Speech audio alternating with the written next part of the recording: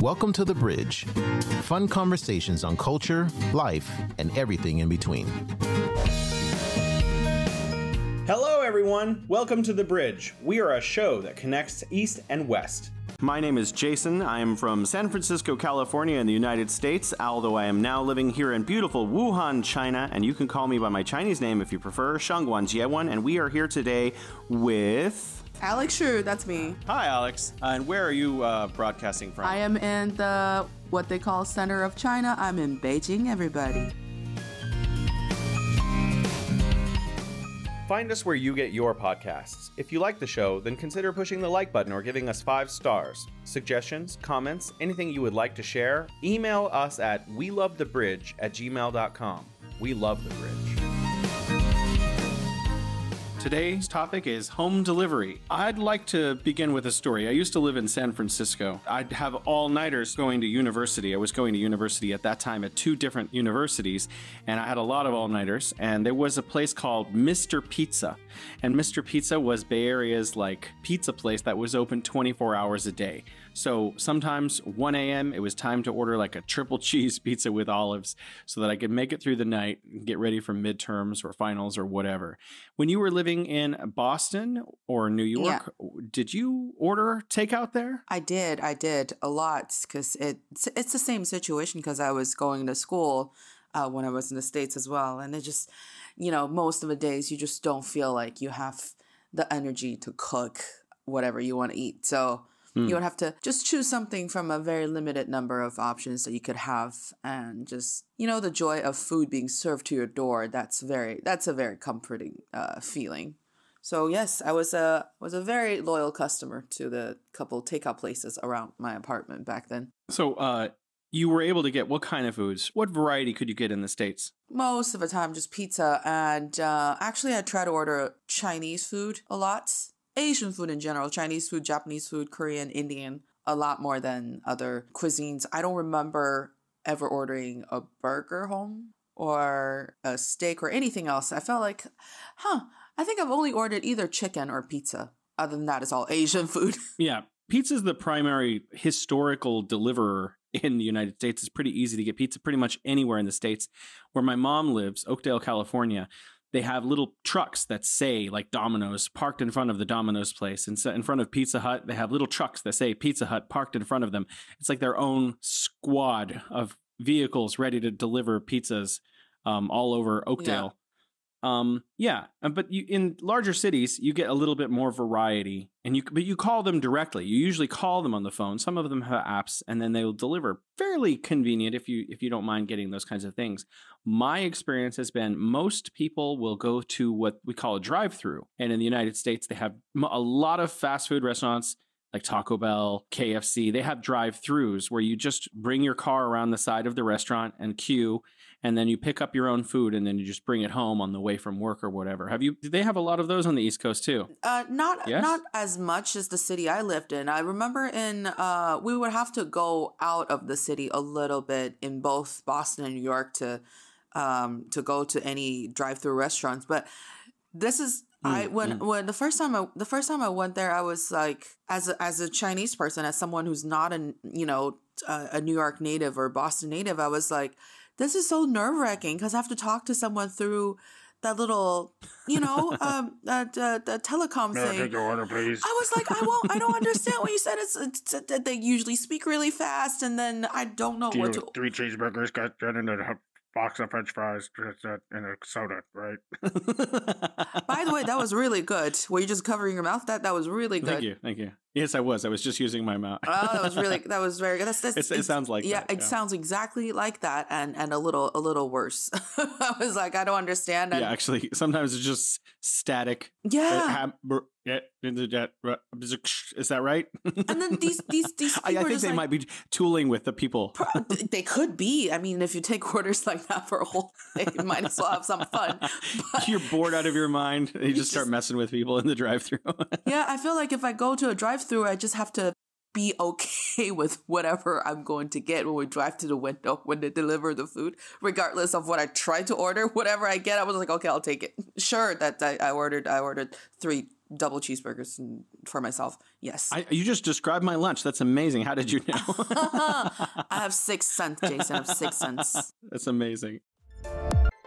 So let's switch over to China for a moment. Yeah. And so the process of getting food from your home is a little bit different. So I don't think I've ever seen a drive-through in China. They don't exist. Have you ever seen that? I think there's a couple, very, very few of them out there, though. I've seen like maybe 1 or 2, just as they have a name even. It's called 得来速, which is kind of it plays on the pronunciation of drive-through, but if you put a little bit drive-through, like drive-through, yeah. so it's like, 得来速 meaning getting like fast, getting it fast, like, I would love to see that. You got to send me an address later.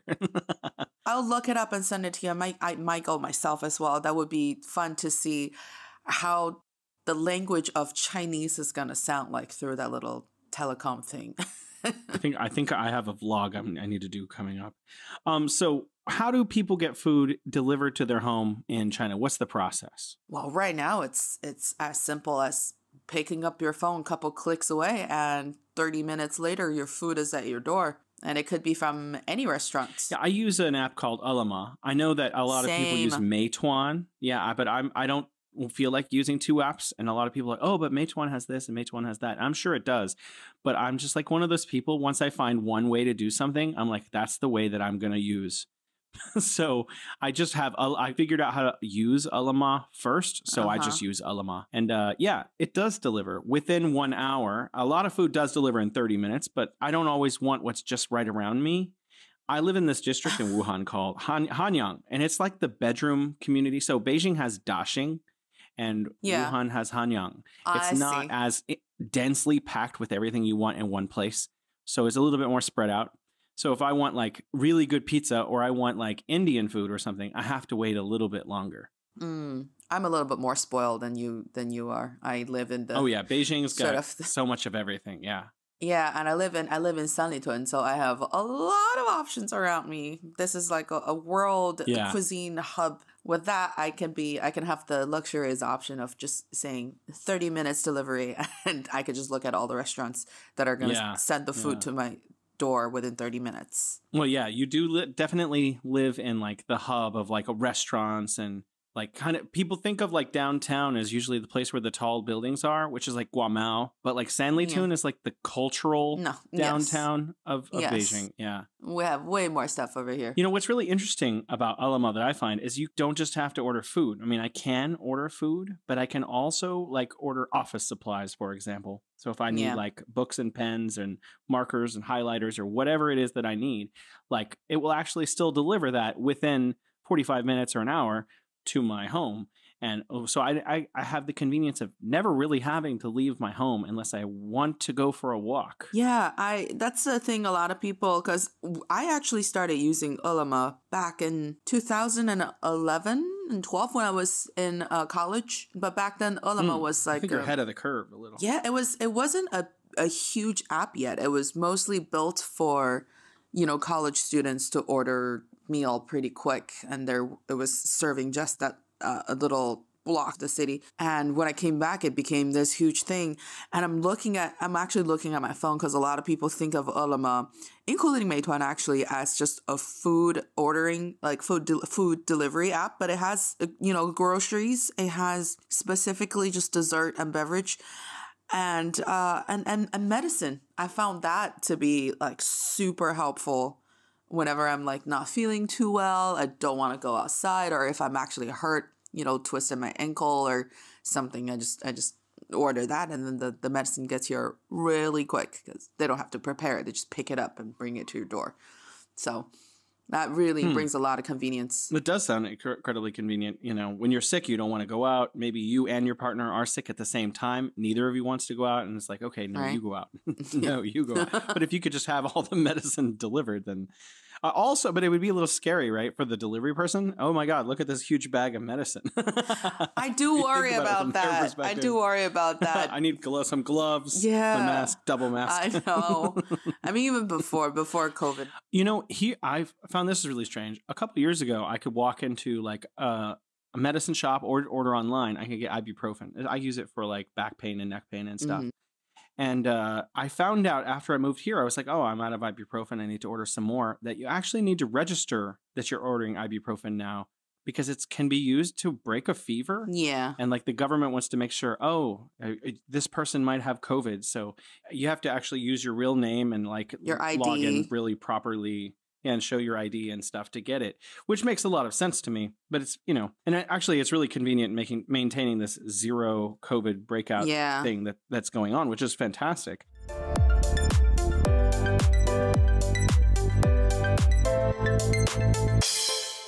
But America also now has these same kind of delivery services. I want to compare them a little bit. They have two that I know of, Grubhub and Uber Eats. Yeah. And actually, you mentioned one before when I was speaking with you. It's Amazon Fresh. Is that what it was called? Yes, that's for mostly grocery items. Like, so you can get a grocery store. Yeah. Yeah, but it's very limited. It's very much depending on where you live and which warehouse you're closest to. And so the items that you can order would be only from the warehouse for your neighborhood, and it takes 2 hours. So you could get broccoli though. If you're like, oh, I'm making something, I need broccoli, I forgot to buy broccoli, you could get broccoli from Amazon Fresh. Yes or no? Because broccoli's everywhere. Yes. Okay, so Uber Eats and Grubhub, my little brother told me a little bit about both of them, and apparently they're a little bit on the expensive side, and at least in comparison to what our services here in China, like Meituan and Alama, it's like maybe free, maybe a couple of kwai. Yeah. We're talking tops like it's 5 kwai. That's like really expensive, right? Which is like less than $1. But like Grubhub and Uber Eats are more like on the $3 to $5, $6 plus tip kind of scale. So and then it seems a little bit more expensive. Yeah, and I've always kind of struggled a little bit of with how much I should tip for the delivery person. I don't know if I should tip according to the delivery fee or tip to the amount of my actual bill. I try to tip a little more if it's too much food I order, if it's too heavy, or if it's bad weather. And sometimes I feel like I am paying for a meal, but I ended up paying for 2 meals for the amount of one with delivery fee and tips. And I'm not saying that they don't deserve the tips and stuff, but it does make ordering in a lot easier over here because, well, it's not part of the culture to really tip the delivery people, but also they get I don't know if you noticed, if you order something that's really heavy, the platform automatically adds this, extra charge for a service fee. For heavy weight, or if you're traveling, if you're ordering from, for example, if you're ordering your Indian food from someplace that's over an hour away, then they charge a little more for distance. Yeah, you've described me perfectly. What I always felt bad about ordering really heavy things, like me too. I have a water filter now. I have like a very nice water filter, but I used to order bottled water to my house, like the big ones. I still do that. So I always like, are they getting enough money? And then there is a tipping fee, so you can add, because I feel like really they're just bringing me like 20 kwai of water. That's enough water for my next 2 months of water consumption. I kind of feel guilty because, it's not just like a little bag of something. Instead, they're just like clugging this around the city for me. Yeah, but the good thing is like I said, the platform does take care of that. I think I'm not exactly sure how or who says that the delivery person needs a little bit more service fee for carrying this really heavy system. I think it's by the platform, because I remember I ordered. This is horrible. I ordered like 8 or 10 ginger ales, and then those like 5-liter, big water bottles, 2 of them. And so when I was checking out, the platform said there's going to be a charge for, bulky items. And I was like, yes, please. But yeah, I feel the same way. Like, yes, let's compensate this person for the horrible torture I'm putting them through. Yeah. So the platform takes care of that so that the customers kind of just don't have to really worry about it. I just make sure that I say like a really genuine thank you when they get to my door, and I said, sis. I just say thank you many, many times, and so that they know that I am very grateful. Everyone's great gratitude is always expressed best through repetitive thank yous. Exactly. That's a secret to speaking Chinese as well.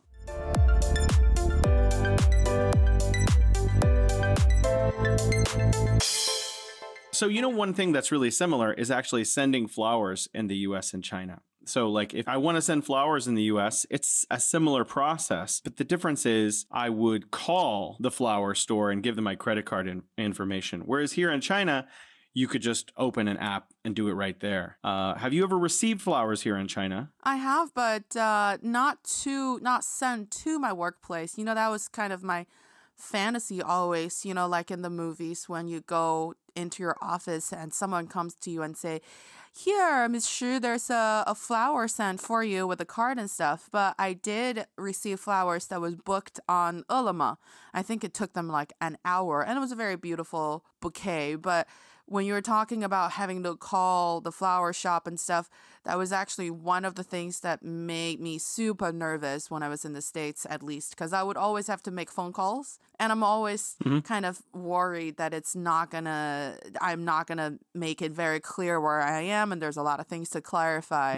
So I think like being able to, just ordering it on your phone, it kind of takes away that anxiety, especially you have like, you're socially awkward or are you a little anxious about social situations, because it's kind of like, you don't need to do this part and you can still get the flower. So that just makes things super easy for me. Well, I hope your partner listens to this podcast because then they can know that you would like some flowers sent to your workplace. I was dropping hints like mad crazy. This is way beyond a hint now. I mean, it's just official. Like, it's not been directed directly into his ear, but if he listens to you on do your work, then flowers should arrive. I've worked here in China a long time, and it seems like they're usually very special occasions, like an engagement, or like marriage is coming up or something, flowers are sent. It's not just like, oh, it's our anniversary kind of flowers. It seems like in China, flowers are sent for like a really big deal. It seems to be like that. But I hope this becomes a more, maybe again, I feel like we have a lot of business ideas on this show that just come up from our conversations. We should put flower sending as a really, crucial part of the delivery business. That's just the person is happy bearing the flowers, and the person who receives it is going to be super happy. It's like feeding the soul versus feeding the stomach. It's just as important, make the world a better place. So, the Swedish, speaking of delivery, the Swedish company IKEA, it's all over the world. It's here in China too. In Beijing, what are there? There are 2 or 3 now. I only know of one IKEA, the big one. If you go south on line 4, it's in the Dashing area, the suburbs, the south of Beijing, between the 4th and the 5th ring. There's another one. It's just as big as the one you call the big one. And then there's another one that is like a mini IKEA, but it's still IKEA, and it's in on the west side. Really? Yes, there's a tiny one there. I did not know that there was an IKEA in the center of the city. It's like a miniature IKEA. Wow. It doesn't have, it has like just a few sofas and stuff. And then it has like all the little trinkety parts, when you're on your way out of IKEA and you're like, oh, I'm finished. And then there's like a million little tiny cute things you never realized that you want. But then you see them and you're like, I gotta have that. That's what they have there. I hate IKEA. I really do. I feel, it's IKEA is a place where you could see all the possibilities. You go in there and you go into these display rooms and you're like, this is how I want my living room to look like. Because you go in there and like I said, you see, oh, this is my dream house. And you're like, I'm only here to get a little shelf, and then instead you're like, this couch is pretty nice, this table, I would love to put it in the corner of my study. And then, hey, you know what, these tiny little candles, I'm just gonna grab them too. So I always go in there with one thing that I want to buy, or a couple of small things, and I come out with a whole shopping cart of stuff and a lot more stuff that are waiting to be delivered to my house. Hurts my wallet. I think this is the next topic I think you might know a lot about. I have a good feeling about it. This is about Douyin. Now, people, you can go on you can Ooh. go on Taobao or JD or all of these different platforms, and you can read reviews about a product. But there's a new way that Douyin is marketing products. So instead of reading a review and looking at the picture of, you know, some woman holding the doll or whatever, and like, is that appropriate size? How tall is this woman really? You can Yeah. actually see someone demonstrate the use of the product live. And then there are links that you can click that just you can order the product instantaneously from the Douyin platform. Have you used this? Trust me, when this whole Douyin selling platform first became a thing, I was trying really hard to resist it. And not for any specific reason. I was just like, no, that doesn't make sense. Why would I stay in someone's quote unquote live room, just, you know, listening to them talk about endless stuff? Oh, and the joke's on me. I started doing that recently, and I found myself to be hopelessly hooked to this. I've ordered all kinds of stuff on there, and it's not even because, I don't know, maybe it's the power of the celebrity who's, you know, vying for the product, or because, like you said, you could actually see a live demonstration, and then if you want, you know, you could ask questions and they could answer your questions right there. So you're like, oh, I don't know how it looks on someone like this, and it'd be like, and it seems like they always have a team of, you know, all kinds of people waiting there, even if they're not on camera. You're like, oh, I am, you know, 5'10", and I weigh, I don't know, 180 pounds, and is this going to look good on me? And they would just pull someone in. They're like, hey, look, this is how it roughly looks on our colleague who looks like what you're describing. And it's I think the Douyin platform has sometimes a better deal because there is a time restraint on it. And that's why they're like, if you are in my live room, if you're in my streaming, and you can push your button fast enough, you get a really, really good deal. So that's like, I guess it's kind of like Black Friday in North America, except for you don't have to physically go to a place. You just got to hold your phone and make sure that when they say go, you just go, you know, buy. And it's kind of fun, actually. It gives you a weird sense of participation. You're not just passively browsing the product. I think there's also kind of like an addictive nature to it. My wife went on one of these rooms to buy one like lovely jade bracelet. She was like, "Oh, this is great. I love this channel." You know, fast forward a month later, and now we have like 10 jade bracelets in the home. Oh no. she knows so much more about jade too, because she was like watching the channel all the time. So she learned, oh, this kind of jade comes from here, and these are its qualities, and this kind of jade comes from there, and these are its qualities. And look at this one, it's pink jade. Did you know they had pink jade? Yes, there's pink jade. I just bought one. But don't worry, I got a very good deal. I got a really good deal on it, Jason. Don't worry. Don't be upset. Jason, you might need to start working a lot harder just to help out, you know, on the purchasing part I had of it. her use her addiction to buy my mom a jade bracelet, my sister-in-law a jade bracelet, and more. So she was getting these really amazing discounts because she actually did learn about really good jade that's not, you know, too expensive. See, It it did all work works out. And eventually, you know, I said, okay, enough rocks. We have enough rocks now. And she was like, okay, just one more. And I was like, okay, fine. You know, it's not gonna just be one more, right? Mhm. Well, we'll see. So far, so good.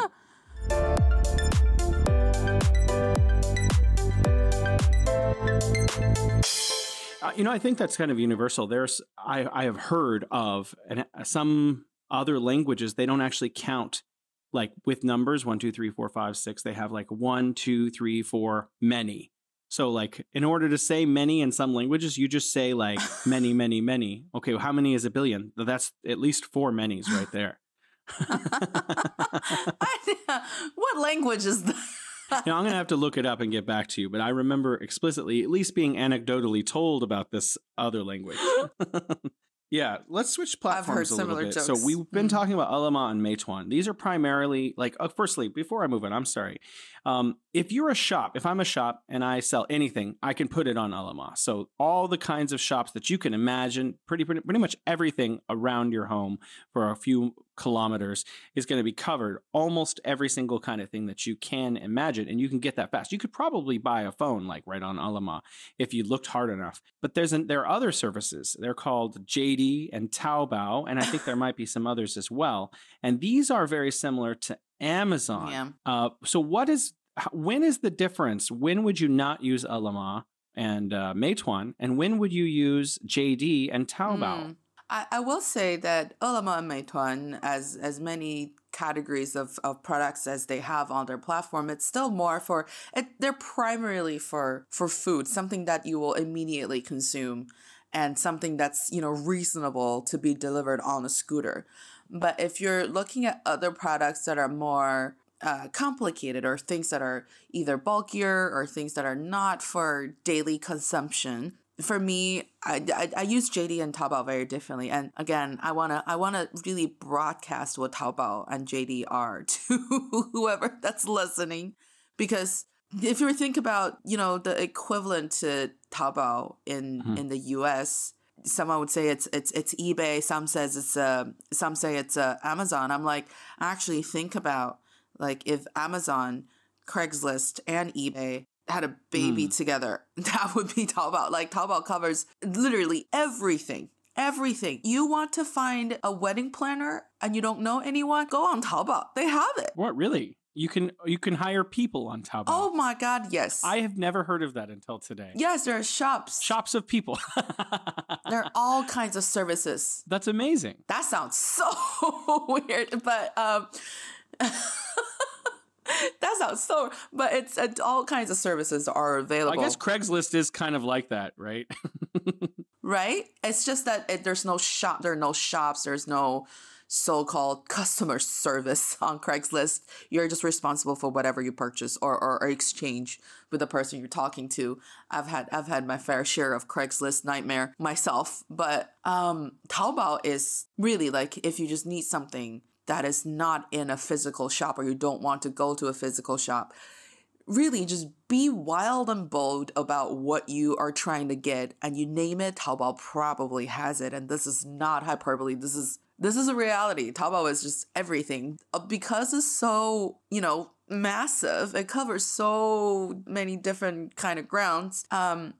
You just got to be a little more, you have to just look a little closer. It certainly has everything I want. I have some imaginative things, like there's a character from a Japanese cartoon called Totoro, which is like a chinchilla. It's a chinchilla. Yes. It's a giant chinchilla person. And I wanted to go for that as Halloween. And I was like, okay, they've got to have this on Taobao. And sure enough, it was a matter of choosing between different options to be this giant, you know, I could get the full costume where I look like the proper shape and everything, or just get the jumper. You know, the cost was there, so I just got the jumper one. But now it's my pajamas in winter, so, you know, there you have that. It was. Now I want to see a photo. I'm not so sure that those are going to be anytime readily available. But yeah, you're right. You could get T-shirts with what you want printed on them done on JD and Taobao. So that's. Oh, those are such great gifts. Great gift options. It is. I mean, also not just gifts for yourself. Like, instead of buying someone else's shirt that says something that they think is cool, right? You could put your own words or your own favorite quote on a shirt and just order from Taobao. And what's really cool about Taobao and JD is you're going to get that, like, the next day or 2 days later. Maybe not a shirt that's printed with what you want on it. You might have to wait 3 days because of the extra work that's being done on the other side before it's shipped. But the shipping time itself will only be like a day or two. I've had faster on JD, actually. I've had like same day. So did you order in the morning and you got it in the evening? I think so. I think it wasn't even early in the morning. I ordered it because I'm not really a morning person. I wake up around 10 if I could, or later. So I think I ordered it. I think that counts as morning. Technically, sure. But I think I ordered it closer to noon. And then I got it around like 5 or 6. They must have had it like really close to my place. It still said like 2-day delivery, or estimated delivery was for the day after, but I got it on the day of. And I think it was a book or something. It was really fast. Maybe they're just sitting outside and using telepathy to tell you that that's what you want. And then once you've decided. They were just waiting for me to say. Yeah. Okay, go. She's decided that she wants it. Go. She placed the order. Go get her. Impress her so she buys more. I'm like, okay, I'm in.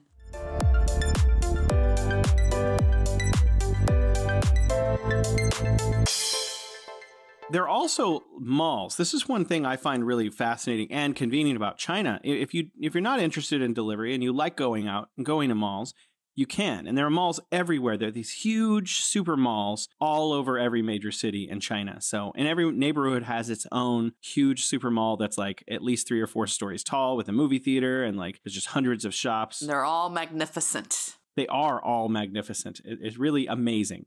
Anyways, I like to go to those just to walk around, maybe get some food or whatever, as something to do. But sometimes my wife is really particular. So she'll stand in the shop, like, okay, a phone shop or wherever, and she'll check online. She'll go to JD, she'll go to Taobao, and then she'll talk to the people there.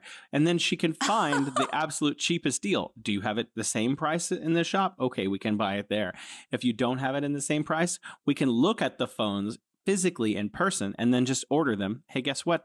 The same phone is in our house tomorrow or the next day. And then, we can save money. And you know what's really, I thought at first coming from America, oh, this is inconveniencing the people in the shop. But the people in the shops I have found are like, oh, no, let me help you look for it online. And they'll grab your phone. Yes. And they're like, okay, yeah, this is the best deal right here. And that's really cool. It's synergy. Yeah, it's a very sort of healthy, incorporated process of shopping. And I'm sure they have, usually if we're talking about the brands that are in the shopping malls, they probably have their online stores set up as well. And it's just part of, the brand's branding system. So they're probably instructed as well to say if customers do want to get it online. Because sometimes in the physical store, they would run out of sizes or something. And they would say, hey, you could order on online shop and it'll be shipped to your door. Or sometimes I would leave my information and they would just, 顺丰 it to my apartment if they have to get the order from somewhere else, from some other warehouse or whatever.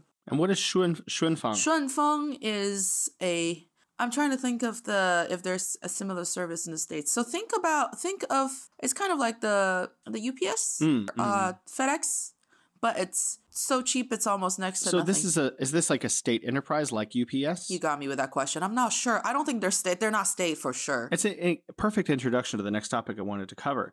In the United States, they have the United Postal Service, or UPS. It's one of the big ones, along with some private industry. A lot of Amazon packages are delivered via UPS. And UPS has been around since the founding of the United States. The ability to deliver mail goes hand in hand with, I think, the U.S. identity to some extent, which is in a weird kind of way. But it's actually not that fast. Although it's very reliable, it's kind of slow, And so if you order some things on Amazon, it sometimes can take 4 or 5 or 6 days. I think it's an average of 4.6 days for a package from Amazon.com. So that is considerably slower. I mean, I guess if you don't mind because you're just buying Christmas gifts, it doesn't matter that much.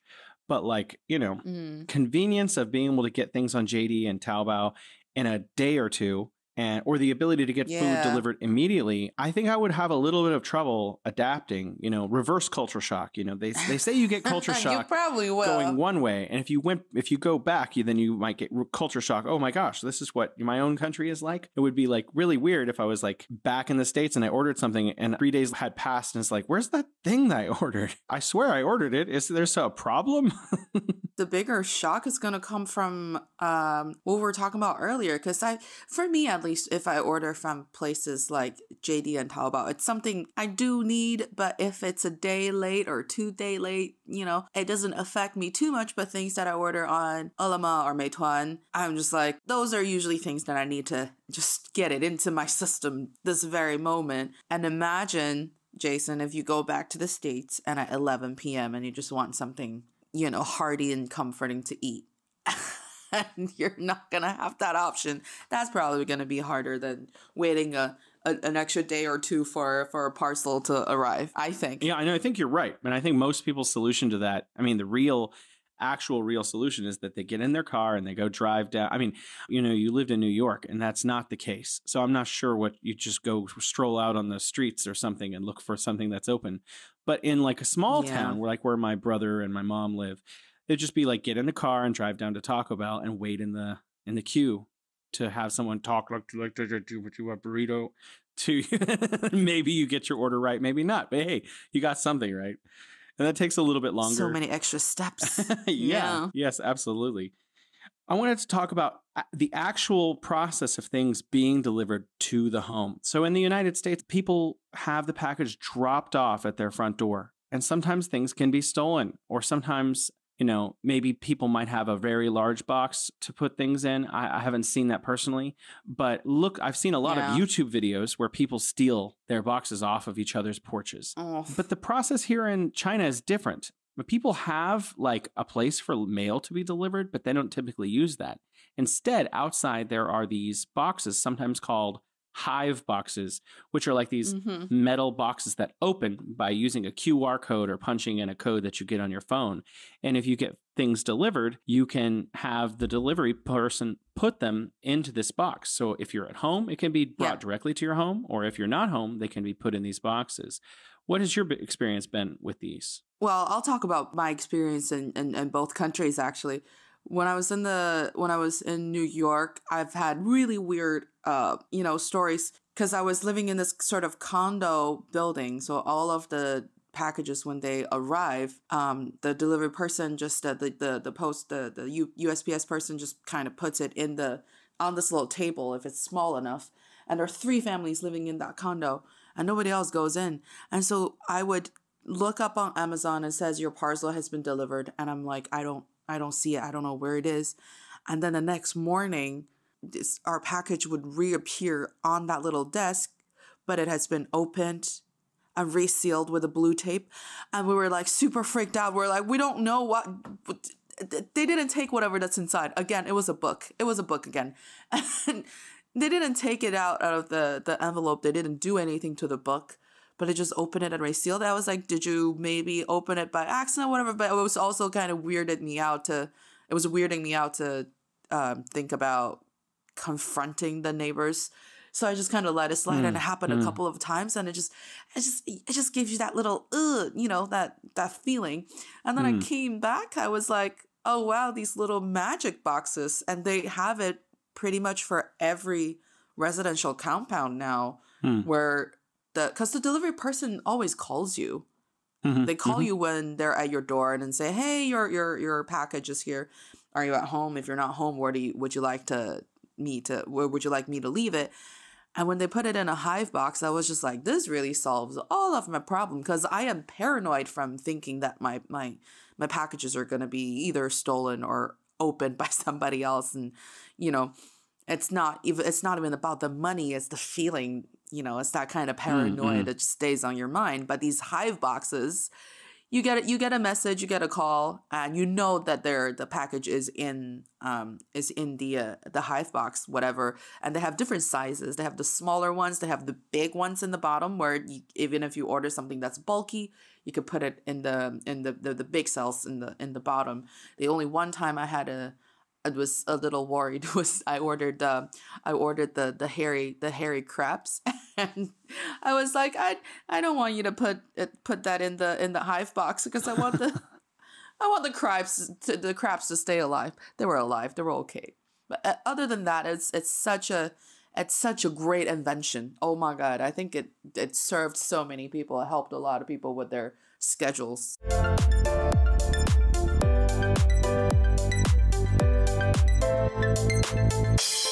There's also another option I've seen where like some local shops that also double as like an extra delivery place. So you can go in there and just give them the last 4 digits of your phone number, and they go, oh, okay, you have 3 packages or whatever.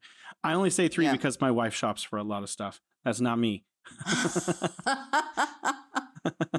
Oh God, you sure talk about your wife's shopping habits a lot. Well, I mean, she takes care of, what we need. So it's really about us. But, you're right. I think going back, and not even just 11 p.m. One of the things that I get at one of my workplaces is I go to work, and then there's a food that's provided. And sometimes it's like, wow, that's great. And sometimes it's like I walk up and it's like, I don't really want to eat that today. And so I have a limited amount of time for lunch. So what I can do here in China is just open Ele.me and order something, and it comes, I know which one's coming in like 30 minutes, and food will just pop up. Boom. It's like there immediately, sometimes faster than 30 minutes. It takes like 20 minutes for things to come, because like McDonald's and a couple other places that already have food ready to go. Yeah, they're just going to just rocket that straight to your place from their cupboard or whatever. So like that's really convenient. If I was back in the States and I was being offered like, free food along with my my workplace, it would be very inconvenient because, okay, I'm going to order a pizza. Great. When is that going to get here? When is it going to be like within lunchtime? Yeah, speaking of the thing that I also love about Ele.me Meituan is that you can see where the person actually is, like your delivery person. Yes, it's like a little video game. You see, you see exactly. I would even look at my phone and it says this person is 30 meters away from you. I was like, all right, he's outside my door, and I go open the door before he even knocks. And I was like, thank you for delivering my food. And it was just like it's like a little game, like you said. It's just fun, and it gives you an idea of, you know, how much time am I expecting. I could actually plan, you know, do I want to, you know, if I want to take a shower in between, or if I want to cook something, or I want to whatever. I have a very clear idea of how long this food is going to take me. It tells you when the delivery person is on his way to the shop, when he's waiting in the shop, how long it's going to take until he gets your food, and then he has left the shop and he's on your way, whatever. It's like you see everything on the app. I love it. I love watching that little motorcycle, the cyclist icon just going do do do do do to my place. Infinite joy. I love it too. It is really great, but sometimes I get my hopes up. It'll say, okay, your food is going to be delivered at such and such time. It's going to be delivered at 5:43, and I'm like, yay. I'm watching it. It's 5:23, and he's really close, and I'm like, oh, he's here. Wow, that's amazing. And then he suddenly goes a different direction, and he pauses there for a while. Oh, he's got other things to deliver in my neighborhood. Oh, I see. It is going to be 5:43. Okay. But you know, you could stalk him. Yeah, it's like having a relationship. Yes, exactly. You could stalk him. Where is he now? What's he doing? Are you coming? Are you coming my way? But, you know, usually they'll call too. So you kind of actually know, like, okay, it's going to be like two or 3 minutes. Yeah, I found them to be very considerate. Because one of the buildings I lived in before, it was an older building, so it didn't have that kind of buzzing system installed, and you can just walk up. And they would never knock really loud at night. Like basically after 11, they would call, and they would lower their voice, and they say, your food is here, I'm by your door. Although that's a little, it's just the sound of it didn't sound very. I'm at your front door. I'm open, but they're very considerate. They try not to make your neighbors hate you for always ordering food late at night and just go bang, bang, bang. Look, this person in your building eats at 11 p.m., 12 even. So they try to be. I was like, I appreciate that. I really do. I'd like to tell you a story about my wife again, who I keep bringing up. Again. Yes. So she's listening to this episode, I hope. She is listening. This is about not just her birthday. I think we chatted about that a little bit before, but it's also about our anniversaries, plural. The S is emphasized deliberately. So this year, I did not remember her birthday. Let me just make myself look a little better. I had remembered that her birthday was coming, and I remembered what day it was. Okay. And then I was like, oh, I'm going to do something for that. Then suddenly it was the day, and I was like, oh no, it's her birthday today. And I hadn't actually done anything. Do you know when you plan to plan? I'm shaking my head. You know when you plan to plan? It's not, I think instead of planning to plan, I should have just made a plan. But anyways, it was too late, and it was like 11 a.m. on her birthday. And I was like, okay, I need to fix this. I need something. I don't have anything. So using just Ele.me, I was able to find a flower shop. I was able to find a gift, which are the headphones I'm actually wearing now. Nice. See, we share. And and I was also able to order, I think, a cake. And I was able to get them all like set to a time. So they were delivered right before I got off of work. And everything came. It was all lovely. And I was able to go home and look at all the stuff I got for you. Happy birthday. Here you go. And I was able to be the hero instead of like the villain in this story. But I mean, this crisis averted. Crisis averted. But this is not the only time that I've done that. Oftentimes, I also rely on this technology to catch me for anniversaries as well. And I think it's not just been one or two. I think this is an ongoing tragedy.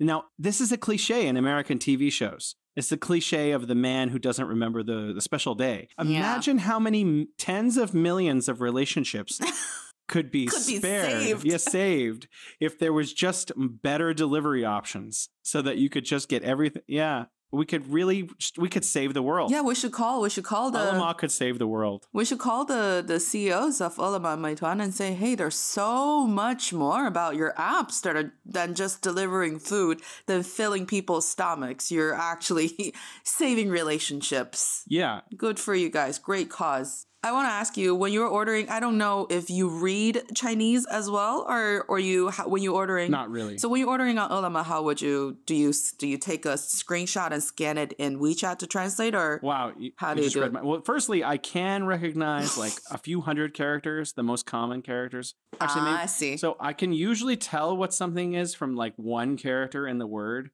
And like there's a picture nearby in the context. So I'm like, okay, that's got to be, I don't want cream on my coffee, right?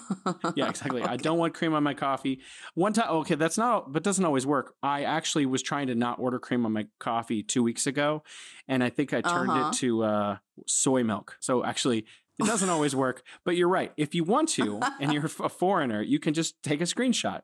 And then you go into WeChat, which everyone has. So every single person living in China has WeChat. It is the most ubiquitous app that everyone uses. Imagine like every app you have, and that's WeChat. Okay. And it actually also does like Didi, and it does food delivery, and it does so much more. Anyways, so then you can go in and there's an option to scan the language, and then it shows me what is in there. The consequence of that is I have hundreds of screenshots saved in my phone of like delivery app like screens. So every now and then I have to go in there and clean them all out. But yeah. I know. But they have this I don't know if that app is in Wuhan, in your city yet. It should be. I think they're expanding to major cities, but they started in Beijing and Shanghai. It's this app called JSS and Sherpa. I don't know if you've used them before. I've heard of it. They're both delivery apps that are developed to help the expats community to have an easier, delivery experience. Everything is translated. Actually, now that you bring it up, it's really strange that you do, because I know why I know JSS. One of my friends who used to work with me actually is the primary translator for JSS. He's one of the editors who edits all of the translations that have been made for the app itself in Beijing. Oh wow! He's a famous DJ in Beijing called Fan Tuan, and he does all kinds of shows in Beijing also, in addition is like his side gig. Yeah, I know that he sounds like a very cool person. He is a very cool person. I'm gonna find him. He's a great guy. So what's Sherpa? Is that the same thing that's also for expats? It's the same concept. Yeah. I've never used Sherpa myself. I've used JSS because I know that some restaurants that are more, if it's a foreign type of cuisine, it's more likely to be on Sherpa first to kind of test popularity. Oh, sorry, JSS first to test popularity. And I use it because my boyfriend is American. He doesn't really read Chinese, so it's a lot easier for him to use JSS. And JSS actually has, I don't know if they do some like specific little, English training for their delivery people. JSS delivery people would say English. They would do a little bit of a quick little greeting with the customers just to make them feel like I am doing this delivery specially for you. And they would be like, "Good morning, here you go, goodbye." It's simple stuff, but it makes the customers feel like, "Oh, he's here for me." I know what you mean. So firstly, a lot of our American audience might not know that English is one of the core subjects in China that's taught. So a lot of Chinese people, even if they don't speak it, they understand a lot of English. Not to mention, Hollywood movies, pretty popular. But I found moving from Beijing to Wuhan, more of the general population I interacted with suddenly spoke really good English. I go into like a Starbucks and they're just like, I'll be like, "Oh yeah, I want a dabe," and they're like, "Oh, you want a cappuccino that's hot? Okay, yeah, no problem." And I'm like, "Oh wow, okay, yeah, thank you." And it's just like everywhere here in Wuhan, I've encountered just like people just automatically start speaking English to me. So like, I'm sure that JS and Sherpa are great. They're wonderful. And people, who are moving here would find it very convenient. But it's also that increasingly people speak English here because, there's been a lot of effort put into learning English in China. I think maybe so they could do international business or go to universities abroad. I'm not actually sure the reason that there's been so much emphasis on learning English, but increasingly a larger and larger segment of the Chinese population seem, at least in first-tier cities, seem to speak English. China's going through a lot of education reforms right now, but at least when I was growing up, and currently as well, we call it there are three pillars, and put the three major subjects that everybody has to study. That's Chinese or literature, however you call it, math and English. And then there are other subjects that you could focus on sciences, you could focus on arts, but English is something that every student kind of learns in school. But wherever you want to take it after you graduate, or how much more time and extra energy you want to invest in learning English, that's on your own. But yes, a lot. What does JSS stand for? I know the Chinese name is called 锦时颂. I think that's just the first letter of each character. I don't know if it has an English, like a full English name, actually. Well, I'm going to definitely 锦时颂. look out for these apps because it might make my life a little bit more convenient. But now, like I told you, now that I know how to use Ele.me for the most part, I feel like I'm just one of those people that once they find one kind of way to do something, it get kind of stuck in that way. It's something Oh, God, I know. yeah, some of my compatriots Venture find, out, Jason. I'm going to try. You're right. I should venture out and try something new and get an app that's more convenient for me. But let me ask you a question. The JSS and Sherpa, like right now, I know that Ele.me, they have everything. Do JSS and Sherpa have the same like wide spectrum of availability? From what I have observed, at least on JSS, it's not.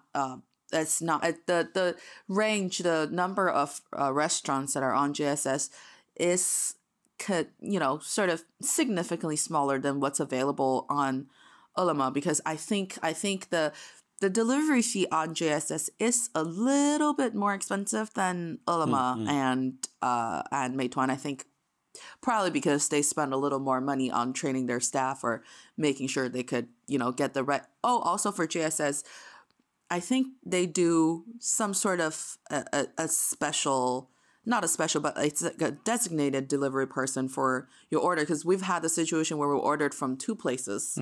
And they probably see, the platform sees, oh, this is all going to the same ID, the same apartment.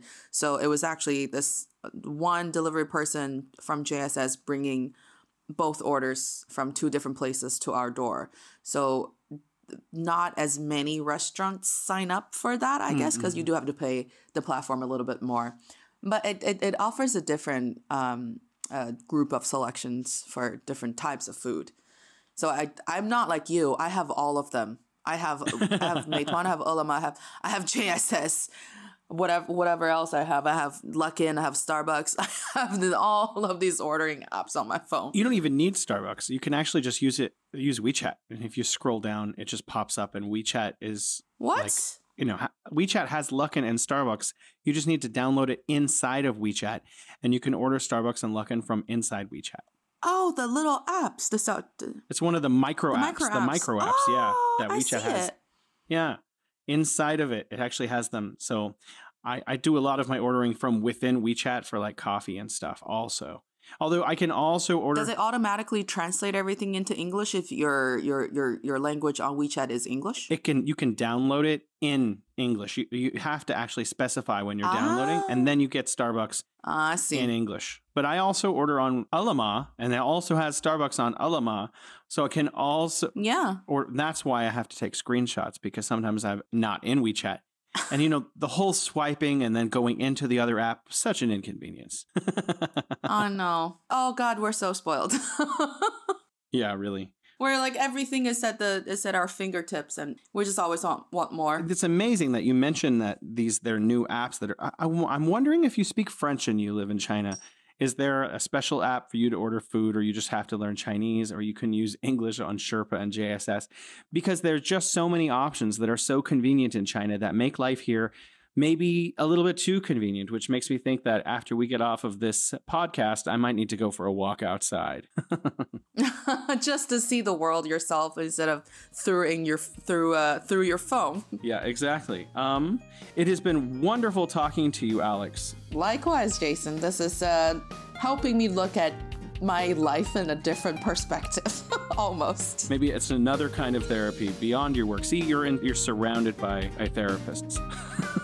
Maybe there is something wrong, and I need to look into I don't think anything's wrong. my soul and just take a deep dive. Actually, I think it's wonderful talking to you. I'm learning so much about apps that I didn't know formerly and about JSS and other things. But for those listening at home, please join us next time on The Bridge, where China meets the world. Looking forward to next time, everybody. And Jason. Bye-bye, Alec. Have a good one. Bye-bye.